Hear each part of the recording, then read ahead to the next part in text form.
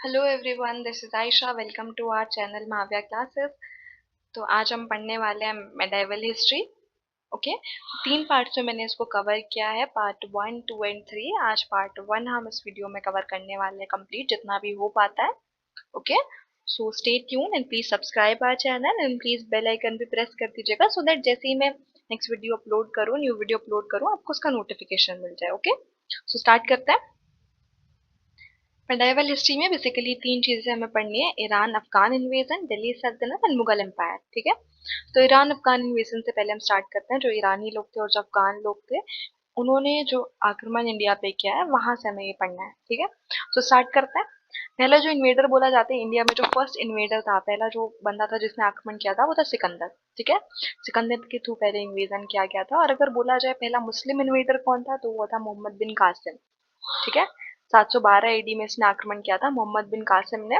ठीक है, ये जो मोहम्मद बिन कासिम था, ये जो खलीफा था ईरान का, अल हजाज, इसके अंडर ये काम करता था। इसके कहने पे इसने आक्रमण किया। बेसिकली हुआ क्या, ये जो ईरानियन थे, इन लोगों ने श्रीलंका पर आक्रमण किया, श्रीलंका पर इन्वेजन किया। लेकिन जो श्रीलंका के लोग थे, मे बी उनके पास उतने रिसोर्सेज नहीं थे फाइट बैक करने के लिए, तो उन्होंने इनके साथ ट्रीटी साइन कर ली कि हर साल हमारी साइड से तुम्हें मोती भेजे जाएंगे। ठीक है, खूब सारे मोती भर के इन्हें हर साल भेजे जाएंगे। तो वो चीज उन्होंने मान ली, सबने एक्सेप्ट करी, इन्होंने आपस में वो ट्रीटी साइन कर ली। तो हर साल की तरह वो एक बार भेजे जा रहे थे इनको मोती, तो रास्ते में कुछ लुटेरों ने उसको लूट लिया। तो ये जो ईरान के लोग थे, एक तो इनका अल हजाज था, एक तो इसका था भी कि इंडिया पे सिंध पे बेसिकली उसको अटैक करना है। जो सिंधु नदी के किनारे सिंध प्रदेश था, वहां पे जो राजा थे, राजा दाहिर। ठीक है, तो इसको ये था कि वहां पे अटैक करना भी है, तो इसको लगा कि जो लूटपाट हुई है वो सिंध प्रदेश की तरफ से हुई है, उन्होंने वो लूटपाट की है। तो इसने वहां पे युद्ध का ऐलान कर दिया कि भाई हमारी साइड से तो युद्ध किया जाएगा, क्योंकि तुमने ये लूट लिया है हमारे जो मोती हमारे तक आ रहे थे। ठीक है, फिर सिंध प्रदेश की साइड से, राजा की साइड से उसको मिला कि भाई हमने नहीं करी है लूटपाट, तो इस युद्ध का तो कोई मतलब ही नहीं है। पर वो नहीं माना, उसने वहां पे मोहम्मद बिन कासिम के थ्रू वहां पे इन्वेजन किया इंडिया में, फिर सिंध में। ठीक है, बेसिकली। और ये जो यहाँ पे जो सिंध अटैक हुआ है, इसके बारे में एक बुक में लिखा हुआ है, चचनामा। ठीक है, इस बुक में ये लिखा हुआ है, जो कि कोई इस पर यानी जिसने इस बुक को लिखा है, राइटर का कोई भी नेम वगैरह नहीं है, लेकिन सिर्फ आपको ये बहुत ज्यादा इंपॉर्टेंट है, अली बाबर कुफी, क्योंकि इन्होंने इसको ट्रांसलेट किया है। तो ये बहुत ज्यादा इंपॉर्टेंट है उसके पॉइंट ऑफ व्यू से, किसी भी गवर्नमेंट एग्जाम वगैरह के पॉइंट ऑफ व्यू से बहुत पूछा जाता है एग्जाम में, तो इसको आप याद कीजिएगा। फिर आगे आता है महमूद ऑफ गजनी। ठीक है, तो ये बेसिकली अफगान इन्वेजन है। अभी तक ईरानी हमने पढ़ लिया ऑलरेडी, अल हजाज की तरफ से वो किया गया था। उसमें क्या हुआ कि उसने भाई, ये जो थे इनकी तरफ से, जो सिंध प्रदेश के लोग थे, वहां से इंडिया से जो इन्वेजन होता है, यानी जो भी आक्रमण होता है, कोई भी युद्ध होता है, तो आमने सामने होता है। लेकिन इनकी साइड से रात को युद्ध किया, इनकी साइड से क्या हुआ, रातों को इन्होंने लोगों को मरवा दिया, सबको उठवा दिया, लोगों को मरवा दिया। और इसकी जो दो लड़की थी, जो राजा दाहिर थे, दो लड़कियां थी, उनको भी उठा करके ले गया। तो इसने पूछा उनसे कि कैसा सलूक करना चाहिए मुझे तुम्हारे साथ, तो उन्होंने बोला कि जैसा एक बाप अपनी बेटियों के साथ करता है। तो इसने फिर कुछ नहीं किया, उनको उनको बेटी की तरह इसने वहां रख लिया। फिर वो बेटी वो दोनों रोज दिन ब दिन इसके कान भरती गई है, जो मोहम्मद बिन कासिम है इसके खिलाफ। तो इसने एक दिन क्या किया, जो मोहम्मद बिन कासिम था, उसको ऊँट की खाल में भरवा के जमीन में इसने गड़वा दिया। ठीक है, तो यहाँ पे मोहम्मद बिन कासिम का भी चैप्टर इसने क्लोज कर दिया। फिर आगे देखते हैं महमूद ऑफ गजनी। जो महमूद ऑफ गजनी था, गजनी से ये था। अब अफगान इन्वेजन ये आ गया, अफगान इन्वेजन अब ये पढ़ेंगे। इसका जो रेन पीरियड था, जो टाइम पीरियड था, वो था 998 से 1030 तक। ठीक है, और जो इसने इंडिया में इन्वेजन किया, जो इंडिया में अटैक्स इसने किए, जो आक्रमण किए, वो कब से लेकर कब तक किए, 1001 से लेकर इसने 127 तक, 1027 AD तक इसने वो इन्वेजन किए। ठीक है, इसने 17 बार, टोटल 17 बार अटैक किया है इंडिया पे, 17 बार इसने इन्वेजन किया है, 17 बार अटैक करा है। ठीक है, तो यहाँ पे हमने मेन लिखे हैं सारे, 17 तो नहीं लिख सकते क्योंकि 17 इंपॉर्टेंट भी नहीं है। जो इंपॉर्टेंट है, जो मेन है, वही मैंने यहाँ पे मेंशन किया। तो पहला इंपॉर्टेंट है 1001, जो पहले इसने किया, जो कि पंजाब अटैक। ठीक है, ये इंपॉर्टेंट है। फिर 1005 में भाटिया अटैक, फिर 1006 में मुल्तान अटैक, 1018 में मथुरा टेम्पल्स अटैक। तो यहाँ पे बहुत ज्यादा सोना, बहुत ज्यादा चांदी, बहुत धन दौलत ये लूट करके, इनका ये था कि लूटपाट करके सामान यहाँ से ले जाए। इनका ये नहीं था कि नहीं यहाँ पे रुकना है, यहाँ राज करना है, इनका था लूटपाट करना, कि यहाँ आना, अटैक करना और सामान लूट करके अपने देश में ले जाना। ठीक है, तो वही करते थे। तो फिर 1025 में सोमनाथ टेम्पल में अटैक, सोमनाथ टेम्पल में अटैक करने के लिए पहले भी आया था, लेकिन वहां पे था कि जो शिवलिंग था वो हवा में उड़ता रहता था, जो मंदिर था सोमनाथ मंदिर। तो उसमें बेसिकली क्या था, जो मंदिर के आसपास थी मैग्नेटिक फील्ड था मंदिर के आसपास, तो इस वजह से वो जो शिवलिंग था वो हवा में उड़ता रहता था। तो इसको इस चीज के बारे में नहीं पता, इसे सोचा ये क्या चीज है, तो इस वजह से अटैक नहीं कर पाया, डर गया वो वहां। तो फिर 1025 में इसने दोबारा किया, क्योंकि एक जो पुजारी था मंदिर का उसको पता थी ये सब चीजें, तो उसने एक आदमी को बताई, उस आदमी ने उससे पूछ ली। तो उसने फिर इसको बता दी, उसने बता दिया कि भाई मैग्नेटिक फील्ड है इस वजह से ये उड़ रहा है। तो फिर इसने आया सोमनाथ टेम्पल पे, इसने अटैक किया, वो मैग्नेटिक फील्ड वीड सब इसने डिस्ट्रॉय कर दिया। उसके बाद ये सामान वहां से लेकर जा रहा था, करीब 700 मन सोना इसने वहां से लूटा। ये सब चीजें लेकर वो जा रहा था, तो उसको रास्ते में मिले वहां पे जाट कि भाई ऐसे तो नहीं ले जा सकते। तो उन्होंने इसको खूब पेला, खूब इसकी सुताई करी, और इसने वहां पे अपने हथियार वथियार डाल दिए, फिर इसे उन्होंने वापस भेज दिया, ये वापस चला गया, छोड़ दिया फिर इसे। ठीक है, पीट पाट के काम खत्म करके इसका छोड़ दिया इसे। तो फिर इसने 1027 में, क्योंकि इसके काम के बीच में वो रोड़ा बने, जाटों ने इसे रोका 1025 में। तो इसने 1027 में क्या किया, 2 साल बाद इसने क्या किया कि जो इसने अटैक किया वो जाट कम्युनिटी के अगेंस्ट ही इसने अटैक कर दिया। ठीक है, लेकिन कुछ नहीं हुआ उसमें भी, ये हार गया, इससे कुछ नहीं हुआ। कोशिश तो इसने करी अपनी साइड से, और जाटों ने फिर से इसको हरा दिया, फिर से इसको पीट पाट के फिर से इसने हाथ पैर जोड़े कि भाई छोड़ दो। इसने अपने हथियार वथियार डाल दिए, फिर उन्होंने इसको पीट पाट के इसको वापस भेज दिया। फिर 1030 में 3 साल बाद ये मर गया बेसिकली। ठीक है, 3 साल बाद डेड। इसका जो बाप था, इसका जो फादर था, उसका नाम था साबुक तिगिन। ठीक है, इंपॉर्टेंट है ये सभी चीजें इंपॉर्टेंट है, को प्लीज आप पढ़ लेना। और जो पीडीएफ होगी वो भी, टेलीग्राम लिंक भी ऑलरेडी शेयर कर दिया जाएगा डिस्क्रिप्शन में, तो जो पीडीएफ है वो हम वहां से भी इसके डाउनलोड कर सकते हैं। ठीक है, फिर आगे देखते हैं। उस टाइम के कुछ फेमस राइटर्स हुआ करते थे, उसमें कौन कौन थे, अल बरूनी, पारूबी, फिरदोशी, उत्वी, सिस्तानी। ठीक है, ये कुछ फेमस राइटर्स थे उस टाइम के। और ये एक फेमस बुक है किताबुल हिंद। ठीक है, मोस्ट इम्पॉर्टेंट है ये राइट की गई थी, अल बरूनी ने इसको लिखा था during the reign of Ghazni. ठीक है, गजनी के पीरियड पे ही इसने इसको बुक को लिखा था, इम्पॉर्टेंट है किताब उल हिंद। ठीक है, इसको याद कर लीजिएगा। फिर आगे देखते हैं मोहम्मद गौरी। जो मोहम्मद गौरी है, क्योंकि ये भी अफगान से ही था, गौर जगह थी वहां से था, तो इस वजह से मोहम्मद गौरी इसका नाम था।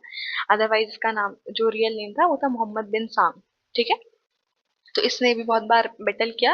इसने वहां पे एक सूफी संत थे काकी, अफगान में। इनका ये था कि पहले ईरान पे इन्वेजन करना, बट ईरान के पास बहुत ज्यादा रिसोर्सेस थे, तो इनको दिखा कि वहां से तो कुछ नहीं हो सकता, बट इंडिया में बहुत ज्यादा धन दौलत है, तो अगर ये वहां अटैक करते हैं तो वहां से काफी ज्यादा ये लूटपाट कर पाएंगे। तो इन्होंने भी इंडिया पे ही अटैक किया, काकी ने उसको भेजा इंडिया पे अटैक करने के लिए, मोहम्मद बिन सांग को, मोहम्मद गौरी को, और इसने इंडिया पे अटैक किया। तो पहला बैटल इसने लड़ा मुल्तान का, बैटल ऑफ मुल्तान 1175 में, जिसमें मूलराज सेकंड को इसने हरा दिया। ठीक है, फिर ये वापस चला गया वहां पे, फिर कुछ साल बाद ये 78 में, क्योंकि लूटपाट के ले गया, पर फिर कुछ साल बाद फिर याद आया कि भाई और चकाचौंध करनी है, और मतलब वहां से सामान लूट करके ले जाना है इसे, तो इसने 78 में फिर वापस से बैटल किया, बैटल ऑफ माउंट आबू। इस बार इसने सोचा माउंट आबू पे बैटल करने का। तो जो भीमदेव सेकंड थे उनको पहले से पता थी इसकी स्ट्रेटेजी कि मतलब बैटल वैटल होने वाला है, वो आने वाला है, बैटल होगा वहां पे। तो उन्होंने उसको हरा दिया वहां पे, वो फुल तैयारी से थे अपनी। तो वहां पे जो एक गौरी था ये हार गया। ठीक है, फिर इसने कुछ साल बाद 91 में, 1191 में इसने बैटल ऑफ टराइन हुआ, टराइन फर्स्ट। ठीक है, जिसमें कि पृथ्वीराज चौहान जो थे वो जीत गए, उन्होंने फिर से इसको हरा दिया। ठीक है, पहले भीमदेव सेकंड ने इसको हराया, फिर पृथ्वीराज चौहान ने इसको हरा दिया। ठीक है, फिर बैटल हुआ, फिर अगले साल इसने वापस बैटल किया। ठीक है, तो ये जो बैटल था, इसने जयचंद की हेल्प से, जयचंद जो थे राजा थे, उसके बारे में बताऊंगी मैं आपको, उसकी उनकी हेल्प से इसने बैटल किया, बैटल ऑफ टराइन सेकेंड। ठीक है, 92 में, तो उस टाइम पे गौरी ने पृथ्वीराज चौहान को हरा दिया। ठीक है, उस टाइम वो हार गए। फिर 1194 में बैटल ऑफ चंदावार हुआ, गौरी ने फिर जयचंद को भी हरा दिया, जयचंद के साथ भी फिर उसकी लड़ाई हो गई। ठीक है, जो सूफी सेन थे, काकी थे, जिन्होंने इसको भेजा था बेसिकली। ठीक है, तो ये सभी बैटल्स इंपॉर्टेंट हैं, इनके ये डेट्स इंपॉर्टेंट है, ईयर, और सभी बैटल्स इंपॉर्टेंट है, इनको याद कर लीजिएगा। फिर आगे देखते हैं पृथ्वीराज चौहान फिर आ जाता है। तो जो पृथ्वीराज चौहान थे, इनका रियल नेम, इनका पृथ्वीराज थर्ड भी इनको बोला जाता है, या राय पिथोरा भी इनको बोलते हैं। ठीक है, जो डायनेस्टी थी वो चाहमना डायनेस्टी थी इनकी, ठीक है। रूल सपाल दबा, और फादर और मदर जो थे इनके सोमेश्वर चौहान इनके बाप का नाम था, ठीक है। और मदर जो थी वो मेंशन नहीं है यहाँ पे, कर्पूरी देवी, ठीक है। कर्पूरी देवी इनकी माँ का नाम था। बेसिकली क्या था, जो इनकी जो माँ थी कर्पूरी, उनको जयचंद भी पसंद करता था और सोमेश्वर चौहान से उनकी शादी हो गई, सोमेश्वर चौहान भी उनको पसंद कर दिए, तो इस वजह से उनके बीच में कॉन्फ्लिक्ट हो गया कि जयचंद जो था सोमेश्वर चौहान को वो पसंद नहीं करता था, ठीक है। तो फिर उसके बाद जो पृथ्वीराज हुए, यानी सोमेश्वर चौहान के बेटे, तो जो इनकी लड़की थी, जयचंद की जो लड़की थी, उसके वो भी पसंद करने लगे पृथ्वीराज चौहान को। तो ज्यादा कॉन्फ्लिक्ट वहां हो गया कि पहले तो यही प्रॉब्लम हो गई, इसी वजह से उनके बीच में बनती ही नहीं थी, ठीक है। फिर उसकी जो लड़की हुई संयोगिता, जयचंद की जो डॉटर थी, वो भी पृथ्वीराज चौहान को लाइक करने लगी, पृथ्वीराज चौहान को वो लाइक करने लगी संयोगिता, ठीक है। तो उसकी जो पृथ्वीराज चौहान थे वो उसको फिर उनका आपस में लव शव चला, तो पृथ्वीराज चौहान जो थे भरी सभा में उसको उठाकर ले गए अपने साथ। तो यहाँ पे बहुत ज्यादा क्लैश हो गया। तो उसके बाद जयचंद ने गौरी को बुलाया, उसने कहा कि तुम आओ। एक बार तो हार गया वो गौरी पृथ्वीराज चौहान से, एक बार जब जयचंद ने उसको बोला कि कोई हार गया, एक बार फिर उसने दोबारा बोला कि साइड से मैं भी हेल्प करता हूँ, तुम आओ। तो उस टाइम पे उसने पृथ्वीराज चौहान को हरा दिया, जो कि अभी मैंने आपको बताया, बैटल ऑफ तराइन सेकंड में। इस टाइम जयचंद ने उसकी फुल हेल्प की है और इस टाइम उसने पृथ्वीराज चौहान को हरा दिया, ठीक है। और उस टाइम पे एक पेंटर थे अनिरुद्ध, ठीक है। इनके जो पोइट फ्रेंड थे वो थे चंद बरदाई। पृथ्वीराज रासो भी उन्होंने लिखी, ठीक है। पृथ्वीराज रासो लिखी चंद बरदाई ने, ठीक है।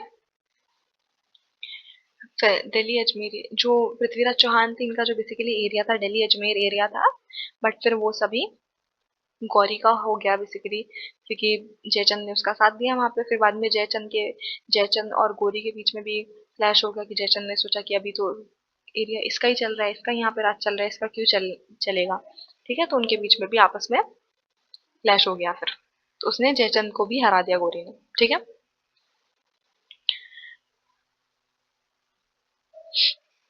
गढ़वाला डायनेस्टी थी इनकी और कन्नौज वाराणसी में, ठीक है। फिर आगे देखते हैं जयचंद की गढ़वाला डायनेस्टी और कन्नौज वाराणसी। फिर आगे चलते हैं, दिल्ली सल्तनत अभी आ जाती है। इन्वेजन जो था ईरान अफगान इन्वेजन वो अभी हो गया। अब स्टार्ट होती है दिल्ली सल्तनत। बेसिकली क्या था कि जो गौरी था, गौरी तक ये था कि वो सामान लूट रहे थे और यहाँ से लेकर जा रहे थे, ठीक है। अब क्या होता है, गौरी ने एक स्लेव, ये एक स्लेव यानी स्लेव यानी नौकर, एक स्लेव उसने परचेज किया, ये कुतुबुद्दीन ऐबक, ठीक है, कुतुबुद्दीन ऐबक। तो इसने, ये टर्किश था, टर्की था ये, इसको परचेज किया। और बेसिकली क्या हुआ, गौरी के बाद ये दिल्ली आ गया, ठीक है। गौरी की डेथ के बाद दिल्ली आ गया, दिल्ली में इसने वहां पे अपना राज किया, अपना राज कायम किया। तो इसको स्लेव डायनेस्टी बोला जाता है, क्योंकि स्लेव है ये और इसके थ्रू ये डायनेस्टी हुई, तो स्लेव डायनेस्टी इसको बोला जाता है, ठीक है। दो संत के साथ, दो सेंट थे, सूफी सेंट, उनके साथ यहाँ पे आए थे। एक तो यही कुतुबुद्दीन काकी जो कि दिल्ली में रहे, और मोइनुद्दीन चिश्ती जो कि अजमेर में रहे, ठीक है। इनके लिए ये जो ऐबक था, इसने ये कुतुब मीनार बिल्ड किया, ठीक है, इनकी मेमोरी में, इनकी याद में। और जो ये मोइनुद्दीन चिश्ती थे, इनके लिए अलाउद्दीन का झोपड़ा ये इसने बिल्ड किया, ठीक है। तो देखते हैं स्लेव डायनेस्टी जो है वो 1206 से लेकर 1290 तक चली, ठीक है। 1260 से 1290 एडी तक, ठीक है। फाउंडर कौन था इसका, कुतुबुद्दीन ऐबक था। वॉज फर्स्ट, ये पहला बंदा था जिसने इंडिया में, दिल्ली में बेसिकली टर्किश कल्चर का स्टार्ट किया, इंट्रोड्यूस किया, ठीक है। इसने कभी भी सुल्तान का टाइटल नहीं एक्सेप्ट किया, क्योंकि सुल्तान जो था बेसिकली इसके अकॉर्डिंग था कि गौरी ही था, इससे ऊपर ये स्लेव था एक। बट इसने वो सब चीजें स्टार्ट की, तो इसने सुल्तान का टाइटल नहीं लिया। इसने जो टाइटल एक्सेप्ट किया, इसने एक्सेप्ट किया मालिक का, सिपा सलार का, लाख बख्श का, ये टाइटल इसने एक्सेप्ट किया, लेकिन सुल्तान का नहीं एक्सेप्ट किया। कैपिटल थी इसने लाहौर, ठीक है। बिल्डिंग इसने कुतुब मीनार बनाई, जो कि अभी मैंने आपको बताया, कुतुबुद्दीन काकी के लिए, ठीक है। ये कुतुबुद्दीन काकी के लिए कुतुब मीनार। फिर जो इंडिया की पहली मॉस्क्यू है वो कुव्वत उल इस्लाम, ठीक है, इंडिया की पहली मॉस्क्यू इसको कंसिडर किया जाता है। और अलाउद्दीन का झोपड़ा भी इसने बनाया, जो कि अभी मैंने आपको बताया है, ये मोइनुद्दीन चिश्ती के लिए, ठीक है। बाकी यहाँ पे जो मेंशन है चेरा मंजुमा, ये फर्स्ट मॉस्क्यू थी, इंडिया मॉस्क्यू है इंडिया की, बट यहाँ पे वर्शिप वगैरह नहीं होती है, कोई पूजा मतलब नमाज अदा वदा नहीं होती है, तो इस वजह से इसको पहला कंसिडर नहीं किया जाता है। फिर उसके बाद देखते हैं ये जो कुतुबुद्दीन ऐबक है 1210 में इसकी डेथ हो गई, यानी 1206 से 1290 तक स्लेव डायनेस्टी चली है, बट 1206 से इसने 1210 तक ही राज किया। उसके बाद इसकी डेथ हो गई चौगन खेलते हुए। ये पूछ लिया जाता है क्वेश्चन कि उसकी डेथ कैसे हुई है, तो चौगन खेलते हुए बेसिकली उसकी डेथ हुई थी। ठीक है, तो ये इंपॉर्टेंट है, ये याद रखिएगा। ठीक है, अब आगे देखते हैं। आगे आ जाता है इल्तुतमिश। स्लेव डायनेस्टी में ही 1210 तक तो कुतुबुद्दीन ऐबक था, फिर उसके बाद 1210 के बाद इसने स्टार्ट की है 1236। ठीक है, 1236 तक, 1211 से 1236 ईडी तक इल्तुतमिश ने वहां पे राज किया। जो रियल फाउंडर ऑफ दिल्ली सल्तनत को बोला जाता है। ये क्यों बोला जाता है इसको दिल्ली सल्तनत का रियल फाउंडर? क्योंकि इसने अभी तक जो कैपिटल थी वो लाहौर थी, इसने जो कैपिटल की दिल्ली इसने कैपिटल की। ठीक है, इसने आराम आराम शाह को भी डिफीट किया था, तो दिल्ली बेसिकली इसने कैपिटल कर दिया, तो इस वजह से इसको founder real founder of basically Delhi सल्तनत बोला जाता है। ठीक है, इसने स्टैब्लिश की चहलगनी है चालीसा। ये बेसिकली ये था, इसमें 40 लोग थे। ठीक है, 40 लोगों की इसने एक टीम बनाई जो कि सभी देख रेख करते थे इसके दरबार का, सभी चीजों का, लड़ाई झगड़ा मतलब जो भी था वो सब चीज इसकी देखते थे। वो 40 लोग वो सब करते थे। ठीक है, ये इसने बनाया। कुतुब मीनार को इसने कंप्लीट किया। जो कुतुब मीनार था कुतुबुद्दीन ऐबक ने वो बनाया था और इसने उसको कंप्लीट किया। एकता सिस्टम इसने लॉन्च किया। ठीक है, फिर इसने मंगल्स को डिफीटेड मंगल्स, इसने मंगल्स को डिफीट किया। जो मंगल्स थे वो बहुत ज्यादा अटैक वटैक करते थे वहां पे, दिल्ली में बहुत ज्यादा अटैक किया उन्होंने, तो इसने उनको डिफीट किया। ठीक है, Nasiruddin Khwaja defeated Genghis Khan, तो इसका जो कमांडर था ये नासिरुद्दीन ख्वाजा, इसने डिफीट किया। ठीक है, चंगेज खान को। फिर इसने दो कॉइन इंट्रोड्यूस किए थे, इंपॉर्टेंट है ये जो कॉइन्स इसने इंट्रोड्यूस किए, दोनों ही इंपॉर्टेंट है, मोस्ट इंपॉर्टेंट। टांका सिल्वर था ये, और ये जीतल कॉपर कॉइन। ठीक है, ये दोनों बहुत इंपॉर्टेंट है। फिर इसने यहाँ पे बनाया बुर्ज सुल्तानगढ़ी कुतुब कॉम्प्लेक्स बोला जाता है, सुल्तानगढ़ी। इसने सुल्तानगढ़ी कुतुब कॉम्प्लेक्स ये इसने बिल्ड किया। इसका जो सन था रुकनुद्दीन फिरोज, और इसकी जो डॉटर थी रजिया सुल्तान। तो ये जो रुकनुद्दीन फिरोज था इसका तो कुछ खास इसने नहीं किया, लेकिन जो रजिया सुल्तान थी ये एक तरह से पहली मुस्लिम सुल्तान ये बनी, पहली वुमेन। ठीक है, पहली मुस्लिम वुमेन सुल्तान ये बनी। इनसे पहले और कोई नहीं था, ना इनके बाद कोई रहा है। ठीक है, तो इनका देख लेते हैं, इनका इंपॉर्टेंट है रजिया सुल्तान का। रजिया सुल्तान को देख लेते हैं। 1236 से लेकर के 1240 ईस्वी तक रजिया सुल्तान वहां पे रही। तो जो रजिया सुल्तान थी, 3 कॉइन्स उन्होंने लॉन्च किए थे। इल्तुतमिश की बेटी, दिल्ली सल्तनत की महारानी, न्याय की रानी। ठीक है, ये 3 कॉइन्स इनके इंपॉर्टेंट है, क्या आप याद कर लेना। फर्स्ट एंड लास्ट वुमेन जो कि अभी मैंने आपको बताया कि पहली और आखिरी मुस्लिम वुमेन रूलर थी ये इंडिया में। इनके बाद कोई नहीं रही है, इनसे पहले भी कोई नहीं थी, क्योंकि एक्सेप्ट ही नहीं करता है ना लोग कि एक वुमेन वहां पे सुल्तान का टाइटल ले रही है, सुल्तान की तरह एक्ट कर रही है और वो किंग है बेसिकली। एक्सेप्ट नहीं करता है ना वो वुमेन्स को, तो इस वजह से वो पहली थी, लास्ट थी, बहुत मुश्किल हुआ उनका भी वहां पे कुछ साल जो उन्होंने ये राज किया, यानी 4 साल बेसिकली बहुत मुश्किल रहा उनके लिए, बट बहुत चीजें की उन्होंने। जो हस्बैंड थे इनके उसका नाम था अल्तूरिया, रूलर ऑफ भटिंडा, भटिंडा के ये रूलर थे। ठीक है, उसका जो कमांडर था जमालुद्दीन याकूब। तो इसका जो कमांडर था वो उसी को पसंद करता था, फिर ये भी उसको पसंद करने लगे और ये दोनों साथ में चले गए, साथ में भाग गए ये दोनों। जमाल उद्दीन, ठीक है, जमालुद्दीन याकूत, और हस्बैंड का नाम था अल्तूरिया। शी डिडंट एक्सेप्ट पर्दा। तो पहले जो औरतें थी, पहले जो मुस्लिम वुमेन्स थी वो पर्दे में रहती थी, लेकिन इसने क्या किया, जो पर्दा सिस्टम था उसने इसको हटा दिया। इसने पर्दे को एक्सेप्ट ही नहीं किया। इसने क्या किया, क्यूबा एंड कुला सिस्टम। ठीक है, कुबा एंड कुला सिस्टम। कुबा बोला जाता है ब्लेजर को एंड कुला बोला जाता है कैप को। तो ये सिस्टम इसने लॉन्च वहां पे किया। ठीक है,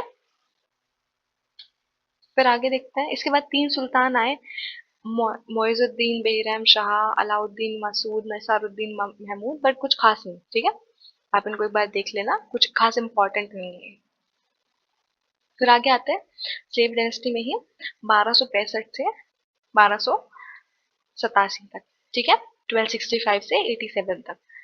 तो ग्यासुद्दीन बलबन यहाँ पे आया। इसने पहले क्या किया, जो चहलगनी जो उसने बनाई थी जिसमें 40 लोग थे, पहले इसने उसको किल किया, क्योंकि उसके जाने के बाद जो आप यहाँ पे मैंने आपको बताया 40 लोगों जो इल्तुतमिश था उसने ये चहलगनी बनाया था, तो इल्तुतमिश के मरने के बाद उसकी डेथ के बाद तो वो 40 लोग थे वो आपस में ही लड़ रहे थे कि हमें सत्ता चाहिए, हमें सत्ता में आना है, तो इसको लगा कि अब इसके लिए भी वो खतरा है, क्योंकि वो आपस में ही रह रहे हैं, तो हो सकता है कि मुझे उससे खतरा हो, मुझे मार दे वो सत्ता में जाने के लिए। ठीक है, तो इसने पहले उनको खत्म कर दिया, चहलगनी को इसने मार दिया। ठीक है, इंट्रोड्यूस नोरोज कल्चर। ठीक है, यानी इस ये जो था, इसके अकॉर्डिंग जो ईरान लोग थे, ईरान लोग इसके अकॉर्डिंग भी और वैसे भी जो ईरानियंस थे उनके पास बहुत ज़्यादा, वो बहुत ज़्यादा पैसा था उनके पास, बहुत ज़्यादा बढ़िया लग्जरी थी उनके पास, तो उसके अकॉर्डिंग इसको लगता था उनका कोई दबदबा है वहाँ, तो वो पर्शियन लोग थे, तो उन इसने पर्शियन फेस्टिवल वहाँ पे, ये नारोज कल्चर इसने स्टार्ट किया, पर्शियन फेस्टिवल पर्शियन कल्चर को इसी कोर्ट में इसने वहाँ पे इंट्रोड्यूस किया बेसिकली। ठीक है, सजदा एंड पाइबोज इसने इंट्रोड्यूस किया। ठीक है, सजदा एंड पाइबोज ये कि मतलब किंग की पहले कोई रिस्पेक्ट नहीं कर रहा था, कोई रिस्पेक्ट नहीं हो रही थी वहाँ पे, किंग सुल्तान जो भी थे ये, इनकी कोई रिस्पेक्ट नहीं हो रही थी, तो इसने एक सजदा पाइबोज सिस्टम स्टार्ट किया कि किंग के सामने तुम्हें सजदा करना पड़ेगा, झुकना पड़ेगा, कोई तुम्हें काम है झुकना पड़ेगा, उसके हाथ पैर तुम्हें चूमने होंगे, उसके बाद तुम्हारा काम होगा। तो ये इसने इंट्रोड्यूस किया वहाँ पे। He opted blood and iron way. ठीक है, ब्लड एंड आयरन वे उसने ऑप्ट किया। Slave dynasty extinguished due to Mongol invasion. तो जो स्लेव डायनेस्टी थी मंगोल इन्वेजन की वजह से वो खत्म हो गई। ठीक है, क्योंकि मंगोल्स ने बहुत बार वहाँ पे इन्वेजन किया, बहुत बार अटैक किया, बहुत परेशान किया, तो इसकी वजह से ये खत्म हो गई। ठीक है, फिर आगे आता है खिलजी डायनेस्टी। 1290 से लेकर के 1320 एडी तक खिलजी डायनेस्टी चली है। ठीक है, तो इसके जो फाउंडर थे वो जलालुद्दीन फिरोज खिलजी थे। ठीक है, जिन्होंने 1290 से लेकर के 1296 एडी तक उन्होंने वहां पे राज किया है। ठीक है, तो बेसिकली जो अलाउ फिर इसके बाद आया अलाउद्दीन खिलजी। ठीक है, अलाउद्दीन खिलजी, तो हुआ क्या, जो ये जलालुद्दीन खिलजी था, जलालुद्दीन फिरोज खिलजी, इसने कोई इन्वेजन इन्वेजन नहीं किया, इसके बिहाफ पे जो अलाउद्दीन खिलजी था इसी ने सब कुछ किया। ठीक है, लेकिन फिर इसने इसको अपनी उपाधि नहीं दी, मतलब कि इसको वो सम्मान उतना नहीं दिया जिस हिसाब से इसने किया, जो इन्वेजन इसने किए, जो अटैक किए, इसको वो चीज नहीं मिली, तो इसने एक दिन इसको जलालुद्दीन फिरोज को ही चाकू मार दिया, इसी को इसने खत्म कर दिया कि इसी को हटाओ। तो जलालुद्दीन फिरोज गया वहां से 4 साल बाद, यानी 6 साल बाद बेसिकली, और फिर अलाउद्दीन खिलजी आया 1296 से 1316 तक। ठीक है, इसका रियल नेम था अली गुरशस्प। ये इंपॉर्टेंट है, इसका रियल नेम अली गुरशस्प, इसको याद कीजिए। इसने क्या क्या टाइटल एक्सेप्ट किए, अलेक्जेंडर सेकंड, इसने अलेक्जेंडर सेकंड अपने आप को बोला, क्योंकि सबसे ज्यादा अटैक इसने किए, और जो अटैक इसने किए इसने विन किए। ठीक है, जीता ये उन्होंने, फुल पावर इसने अटैक किए, तो इस वजह से इसने खुद को इनाम दिया अलेक्जेंडर सेकंड और सिकंदर सानी। ठीक है, इंपॉर्टेंट है ये। 8 बैटल्स वो जीता, 8 बैटल उसने लड़े और 8 के 8 बैटल वो जीत गया, क्योंकि उसके पास बहुत बढ़िया सेना थी, बहुत बढ़िया आर्मी थी उसकी। क्योंकि आप देखो यहाँ पे मोस्ट इफेक्टिव सुल्तान इसको बोला जाता है, मोस्ट इफेक्टिव सुल्तान था ये। ठीक है, उसके बाद बोला जाता है रिफॉर्म हिज आर्मी। उसने बेसिकली क्या किया, एक पर्टिकुलर रिक्रूटमेंट की अपनी आर्मी के लिए कि आपको अपनी स्किल्स दिखानी है और यहाँ पे आपको एडमिट होना है आर्मी में, तो पर्टिकुलरली लोग अपनी स्किल्स दिखाते थे जिसको भी इंटरेस्ट है, और इसकी आर्मी में आते थे, सैलरी भी उनको दी जाती थी। ठीक है, और उनको सिखाया जाता था वहीं कि कैसे फाइट करना है। तो इसके अकॉर्डिंग इसकी फुल पावर आर्मी थी, फुल स्किल्ड लोग थे वहाँ पे, उनको बढ़िया वहाँ पे सिखाया जा रहा था, उसके बाद वो लोग लड़ रहे थे, तो इसी वजह से वो मोस्टली बैटल जो था वो जीत रहा था। ठीक है, बिस्वा सिस्टम उसने स्टार्ट किया, जो सिस्टम है बिस्वा सिस्टम वगैरह, जमीन वगैरह का सिस्टम है। ठीक है, बिस्वा सिस्टम उसने स्टार्ट किया। दाग एंड थुलिया सिस्टम उसने स्टार्ट किया। Introduce market control system, market control system उसने स्टार्ट किया। ठीक है, कि मार्केट मार्केट पे सही कंट्रोल होना चाहिए। फिक्स टैक्सेस ऑन 50%, इसे जो टैक्स थे वो 50% पे फिक्स कर दिया कि आप जो कमा रहे हैं उसका जो 50% है वो आपको देना है टैक्स। ठीक है, फिर मलिक कफूर और Malik money was captured by Nusrat Khan in Gujarat. ये नुसरत खान एक किंग था, इसने जो मलिक कफूर, मलिक मनी और मलिक कपूर जो था, इसका दो नाम थे इसके, मलिक कपूर भी उसको बोला जाता है, मलिक मनी, इसको इसने खरीदा। ठीक है, गुजरात में, और इसने इसको गिफ्ट किया 1000 दिनार में, 1000 दिनार में इसने इसको लिया, तो इसलिए इसको 1000 दिनारी भी बोला जाता है, और नायाब भी इसको बोलते हैं, नायाब भी बोला जाता है, 1000 दिनारी भी बोला जाता है। तो इसने इसको खरीदा और इसको अलाउद्दीन गिफ्ट, अलाउद्दीन जो ये था अलाउद्दीन खिलजी, इसको गिफ्ट किया। ठीक है, एक स्लेव था बेसिकली, एक कि एक स्लेव है, इसको लो, इसको गिफ्ट कर दिया। ठीक है, उसने गिफ्ट किया, उसने एक्सेप्ट किया। ठीक है, फिर बैटल्स देख लेते हैं। बेसिकली ये जो था अलाउद्दीन खिलजी, इसने फिर ये जो मलिक कफूर था, इसने ही धीरे धीरे पॉइजन दिया, उसे जहर दिया अलाउद्दीन खिलजी को, और फिर उसे खत्म कर दिया। ठीक है, तो इसको 36 दिन का, ये जो मलिक कफूर है इसको 36 दिन का सुल्तान भी बोला जाता है। ठीक है,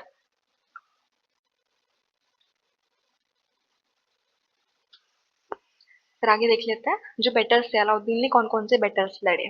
ठीक है, हम देख लेते हैं 8 बैटल्स। मलवा का बैटल 1200, इनके जो डेट्स है वो इम्पोर्टेंट है ईयर, यानी आप उनको याद कर लीजिएगा। 1292 में मलवा का, ठीक है, फिर 1296 में देवगिरी, 1297 में गुजरात, 1301 में रतनम रणथंभौर रणथंभौर, 1303 में चित्तौड़गढ़, 1305 में मलवा, 1308 में सिलवाना और 1311 में जाओल जाओलेर। ठीक है, ये बैटल इसने लड़े, टोटल इंपॉर्टेंट है। अब इसको दोबारा देख लीजिएगा, पीडीएफ में आप देख लीजिएगा, पीडीएफ आपको प्रोवाइड की जाएगी। और जो टैक्सेस थे वो टैक्सेस, और यानी 50% जो टैक्स था वो तो फिक्स ही था, उसके अलावा भी टैक्सेस लगाए गए थे अलाउद्दीन के थ्रू। एक था घराई टैक्स जो कि हाउस टैक्स था बेसिकली, और एक था चराई टैक्स, तो एनिमल्स पे टैक्स था। घराई टैक्स यानी आपके घर पर टैक्स लगेगा, और एनिमल्स अगर आप पाल रखे हैं तुमने तो उस पर टैक्स लगेगा। ठीक है, बिल्डिंग्स जो जो इसने बनाई, हौज खास, चार मीनार, न्यूटन सीरी, सीरी फोर्ट, अलाई मीनार, अलाई दरवाजा, मस्जिद, जमियत खाना। ठीक है, ये बिल्डिंग्स इसने बनवाई थी, इंपॉर्टेंट है, आप देख लीजिएगा। फिर आगे देख लेते हैं, जो बाजीराव फर्स्ट थे वो वन 39 बैटल्स की भी यहाँ पे बताया गया है, यहाँ पे मैंने मेंशन किया है क्योंकि जो खिलजी है उसने 8 बैटल्स जीते, तो उसको बड़ा इफेक्टिव सुल्तान माना जाता है, वो चीज उसकी मेंशन है। लेकिन जो बाजीराव फर्स्ट थे उन्होंने भी 39 बैटल्स यहाँ पे जीते थे, 39 बैटल्स वो जीते थे। ठीक है, 1720 से लेकर के 40 तक ये मेंशन है। ठीक है, फिर देख लेते हैं जो मलिक कफूर है, जो कि अभी मैंने आपको बताया कि 36 दिन का सुल्तान उसको बोला जाता है, मलिक कफूर को वो इसलिए बोला जाता है क्योंकि जो ये अलाउद्दीन खिलजी थे, अलाउद्दीन खिलजी के बाद मलिक कफूर था, ये सुल्तान बना वहां पे, तो इसने 36 दिन में सबको बहुत परेशान किया कि बहुत ऐसी तैसी करी, तो सबने इसको, जो वहां पे सभा के इसके जो बेसिकली लोग थे उन्होंने डिसाइड कर लिया कि इसको तो नहीं रहने दिया जा सकता, तो उन्होंने इसके खिलाफ षड्यंत्र करा, कॉन्स्पिरेसी करी, और इसी को उन्होंने हटा दिया, मतलब लुढ़का दिया, इसे ही मार दिया उन्होंने। तो इसी वजह से 36 दिन का सुल्तान इसको बोला जाता है, क्योंकि 36 दिन ही उसने राज किया और 36 दिन में सबको बहुत परेशान कर दिया उसने। ठीक है, तो इस वजह से इसको हटा दिया गया वहां से। फिर देख लेते हैं टैक्सेशन सिस्टम, एक बार देख लेते हैं। कुछ और टैक्स भी थे दिल्ली सल्तनत के जो यहाँ पे लगाए गए थे। तो यहाँ पे टैक्सेशन सिस्टम में मेंशन है उशरा, 5% से 10% तक फ्रॉम मुस्लिम, 5 से 10% टैक्स लिया जाएगा मुस्लिम से। ठीक है, फिर दूसरा होता है खराज, 1/3 से लेकर के 1/2 तक नॉन मुस्लिम से लिया जाएगा। ठीक है, यानी 33 से 50% टैक्स बेसिकली, ये ज्यादा है, मुस्लिम से ज्यादा है, और मतलब मुस्लिम से कम लिया जा रहा है और नॉन मुस्लिम से ज्यादा, कि या तो तुम अपना धर्म परिवर्तन कर लो, तुम मुस्लिम बन जाओ, कम टैक्स दो, नहीं तो तुमको ज्यादा ही देना पड़ेगा। ठीक है, फिर अगला है खाम्स। ठीक है, ये 1/5 है, 5 है ये। ठीक है, 1/5 of looted money will be of sultan, यानी पहले यही होता था कि अटैक, वो बार मतलब बाहर कहीं भी जो ये सुल्तान होता था अटैक करता था अपनी सेना के साथ में, और वहां से सामान लूट कर लाते थे। ठीक है, तो जो लूटेड मनी होती थी, जो एक एक बंदा लूटता था, उसका तुम्हें 5/1 हिस्सा सुल्तान को देना है। ठीक है, फिर जाकत 2 से 2.5% रिलीजियस टैक्स नॉन मुस्लिम्स पर। ठीक है, फिर जजिया था 10% religious tax on non Muslim. ठीक है, ये बेसिकली मुस्लिम्स पे है और ये नॉन मुस्लिम्स पे। ठीक है, फिर लगान है extra 2.5 from Muslims and 5% from non Muslims. ठीक है, और ये कुछ डिपार्टमेंट्स है दिल्ली सल्तनत के, ये हम देख लेते हैं एक बार। कुछ इतना ज्यादा इंपॉर्टेंट नहीं है, बट फिर भी अगर कभी कोई पूछ लिया जाए तो एक बार देख लेते हैं उनको। दीवाने वजीरात, कमांडर। ठीक है, दीवाने रसालत एक्सटर्नल अफेयर्स के लिए है डिपार्टमेंट, दीवाने अर्ज डिफेंस डिपार्टमेंट है, दीवाने इंशा या दीवाने अशरफ मीडिया न्यूज का डिपार्टमेंट है, दीवाने आमिर को ही एग्रीकल्चर बाय मोहम्मद बिन तुगलक। ठीक है, एग्रीकल्चर डिपार्टमेंट बनाया गया मोहम्मद बिन तुगलक के थ्रू, दीवाने आमिर को ही। ठीक है, फिर दीवाने मुश्ताक राज रिवेन्यू, अलाउद्दीन खिलजी ने इसको बनाया, रेवेन्यू डिपार्टमेंट है। ठीक है, दीवाने खैरात बाय फिरोज शाह तुगलक, फिरोज शाह तुगलक ने ये दीवाने खैरात। ठीक है, फिर दीवाने इश्तियाक पेंशन डिपार्टमेंट है, दीवाने बनगानजीन डिपार्टमेंट है, दीवाने काजा मलिक जस्टिस डिपार्टमेंट है, दीवाने वाकूफ एक्सपेंस डिपार्टमेंट है बाय अलाउद्दीन खिलजी। ठीक है, ये डिपार्टमेंट्स हैं, एक बार इनको रीड कर लीजिएगा, बाकी उतने इंपॉर्टेंट नहीं है, बट अगर कोई एक आधा पूछ लिया जाए जैसे कि एग्रीकल्चर डिपार्टमेंट है, मोहम्मद बिन तुगलक ने बनाया, रिवेन्यू डिपार्टमेंट अलाउद्दीन खिलजी ने, ठीक है, तो वो इम्पोर्टेंट है। अब आगे तुगलक डायनेस्टी, अब ये हम पढ़ेंगे नेक्स्ट पार्ट में। आज के लिए इतना काफ़ी है, ये बाकी हम नेक्स्ट पार्ट में पढ़ेंगे तुगलक डायनेस्टी से। Thanks for watching and don't forget to subscribe our channel and please like, share and comment on the video.